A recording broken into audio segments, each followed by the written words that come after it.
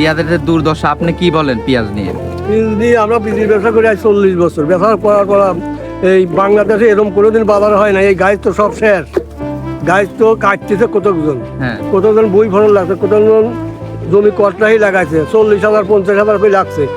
তারা গাছ তো শেষ, আরও সামনে পিস ধরিয়ে গেছে। আজকর বাজার, উপর বাজার, পাবনা, চিনিকড়ার হাটে 1100 মাথার বাজার। আমরা পিস কিনছি, তাহলে এই গাছ তো কী করি খাবি কয়? এ দেশের সরকার কোনো প্রায় দিনেছে না কৃষকের পর। কৃষক মরি সাপ হয়ে গেছে, জমি জমা সব করতে লাগবে, সরকারের করে দিতে লাগবে। সরকার বুঝিনি, তারপর আমার বাড়িতে কাগজ নাই। গৃহস্থ তো এই দামে পিস বেচলে গৃহস্থ বাঁচার মতো পরিস্থিতি নাই। তো পিস যে পরিমাণ চাঙে ধরে গেছে, এই অবস্থায় গৃহস্থ একেবারেই শেষ। তো নিম্ন বাজার গৃহস্থরে 2000 টাকা বাজার দিলে তাহলে গৃহস্থরা বাঁচে।